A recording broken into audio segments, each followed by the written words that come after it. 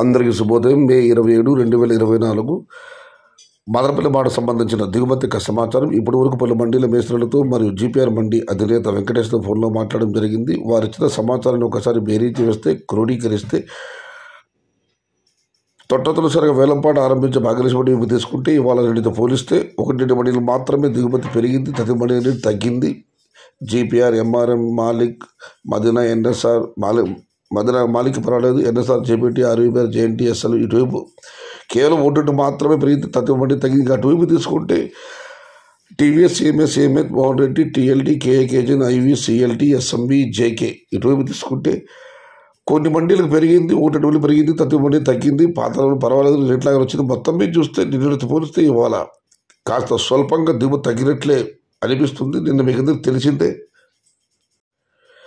600 రూపాయల నుంచి 1000 రూపాయలు టాప్ అంట 1050, 1100 పట్టడం జరిగింది. వాళ్ళతో నిన్న పోలిస్తే దిగుమతి భారీగా కాదు, స్వల్పం కాస్త అటుగా ఉంది. మరి చూడాలి ధరలు ఎలా ఉంటాయో, ఏ మేరకు ఉంటాయో. ఇది ఈరోజు మదనపల్లి మార్కెట్కు సంబంధించిన దిగుమతి యొక్క సమాచారం నచ్చితే లైక్ చేయండి, షేర్ చేయండి. Please subscribe my channel. భవదీయుడు సయ్యద్ షహతా. జై ఎన్టీఆర్, జై తెలుగు తల్లి, తెలుగే ప్రాణం, ప్రాణమే తెలుగు. సర్వే జన సుఖినో భవంతు. ధర్మో రక్షతి రక్షిత. అన్నదాత సుఖీ భవ.